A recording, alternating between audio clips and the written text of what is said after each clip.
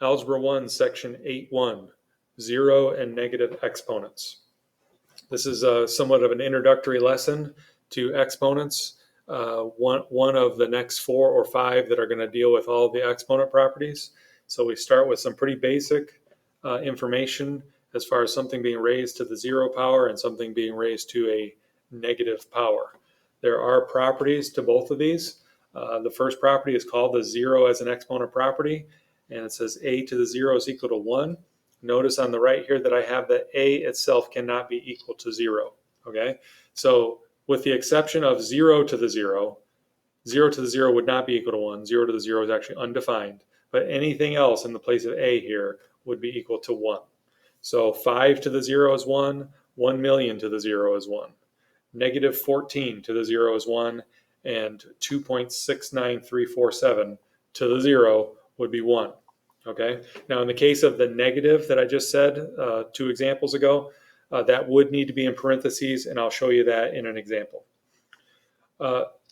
Second one is the negative exponent property, and this saying here a to the negative n should be written as 1 over a to the n. Basically what's happening is a to the negative n is a numerator, and when you deal with a negative exponent, you move that from the numerator to the denominator and you get rid of the negative sign.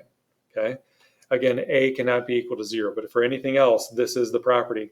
And to describe what I just said, or what I just described in detail, a nice, easy thing to remember is something called move it, lose it. That's something that I got from a teacher's manual once that's worked very well. When you're dealing with a negative exponent, move it, lose it, meaning you move the power from the numerator to the denominator, or if it's in the denominator already, you move it to the numerator and you lose it as far as lose the negative sign. Okay, and then this little note here that says simplify, which is going to be a direction in a lot of your examples in section 8.1 and in the chapter itself. Simplify implies writing an expression with positive exponents. Okay, so in the case of simplify, we'll want to move it, lose it.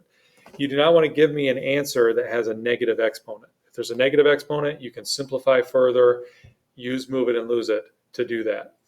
There is one exception to that rule, and that will be expressed in section 8.2 when we deal with scientific notation. But other than that, in this whole chapter, if it's not scientific notation, you should not provide an answer with a negative exponent. I'm just going to blow through several examples here. That's going to be kind of a theme in the chapter 2, is just a lot of drill and kill.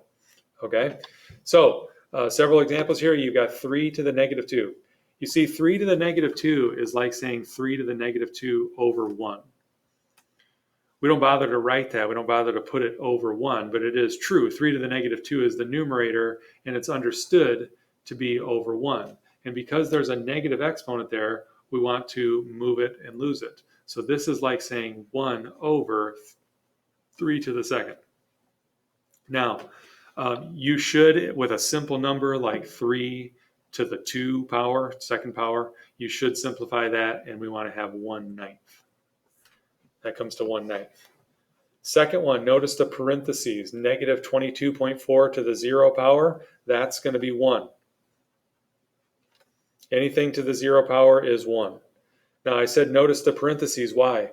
Well, because negative 22.4 to the 0 power is like saying the opposite of 22.4 to the 0. So while 22.4 to the 0 would be 1, this makes it negative. This would simplify to negative 1. Key difference in parentheses versus no parentheses. Take a look at this one. Simplify. The negative 2 exponent here has nothing to do with 3 and nothing to do with a. Only the b is being raised to the negative 2 power. Okay, so only the b and the power itself is going to be subject under move it, lose it. Okay, so this is going to be 3a over b squared. Again, notice that 3ab to the negative 2 as it's written doesn't have over 1, but it's understood to be that. So as we move the b expression, or part of this expression, to the denominator, 3a stays put, it stays in the numerator, so you have 3a over b squared. Now, the same is true for denominators, except you're moving from denominator to numerator. So this would be x to the third. 1 over x to the negative third, move it and lose it with x to the negative third. Lose it means lose the negative sign. X to the third gets moved to the numerator. 1 times x to the third. You don't bother with the 1 times. Okay.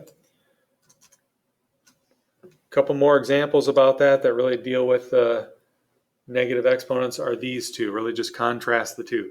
Negative 2 to the negative fourth. Without parentheses, what this is saying is the opposite of 2 to the negative fourth. Think of orders of operation and think of making something negative as like multiplication, right? This is like saying negative 1 times 2 to the negative fourth. So we need to do that first. We need to do 2 to the negative fourth, and then this makes it negative. That's negative 1 over 2 to the fourth. Okay, the negative stays. 2 to the negative fourth, in getting from here to the next step, I did move it and lose it. And the numerator is 1, that's a placeholder, and then 2 to the fourth. And again, with something as simple as 2 to the fourth, especially because you have the use of a calculator, you should do 2 to the fourth, and that would be 16. So the answer here is negative 1 over 16. Okay? Now, negative 2 to the negative fourth, when the negative 2 is in parentheses, is different because this is like saying all of negative 2 to the negative fourth. So this is 1 over negative 2 in parentheses to the fourth. And we should know that negative 2 to the fourth in parentheses like that is like saying negative 2 times negative 2 times negative 2 times negative 2. In fact, let's write that out. 1 over negative 2 times negative 2 times negative 2 times negative 2. When you have 4 negatives like this, that's going to be positive. So this would reduce to 1/16. Okay. Now, I don't know how much work you're going to need to show there, and I'm sure nobody's going to show this work right here. Okay, so I'm lenient on work when it comes to the exponent properties, but that's what it comes out to. Notice the difference. This one was negative 1/16. This one is positive 1/16.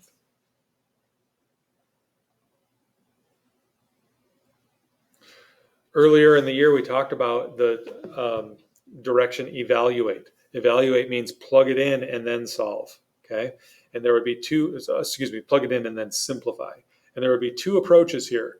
The first approach would be go ahead and simplify first, as in you have a negative exponent there.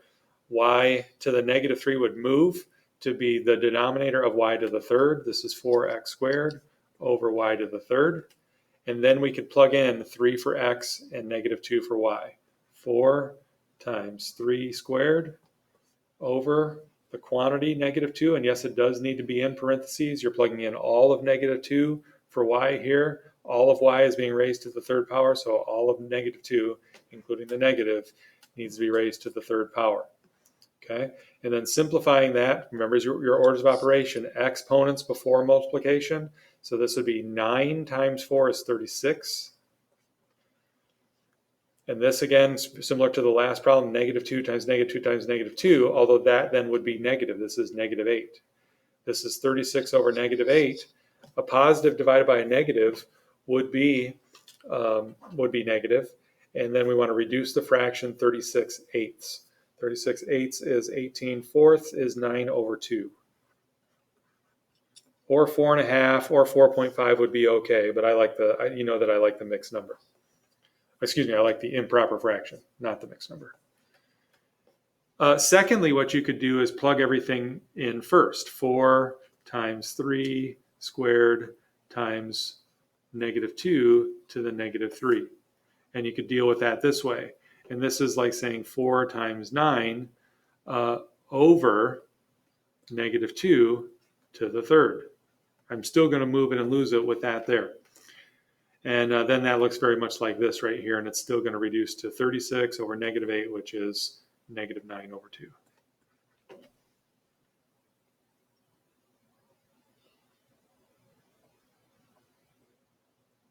Okay, and that ends the examples. I just thought we'd do a little bit of mixed review here before we end the video.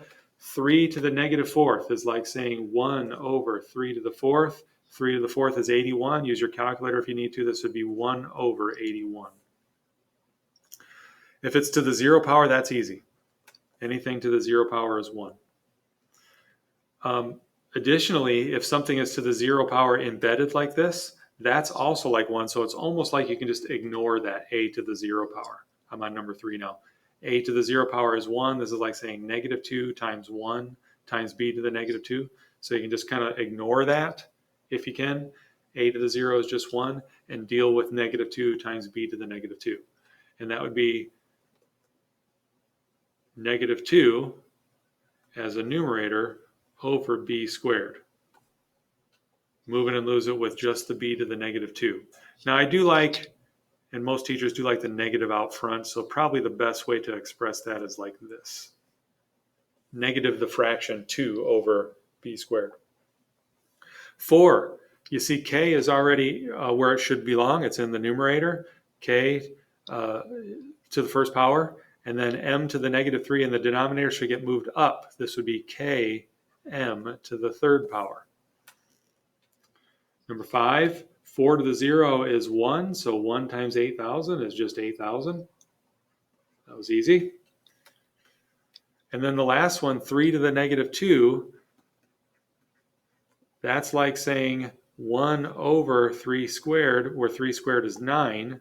That's 4,500 times 1/9, or 4,500 divided by 9. That would be 500.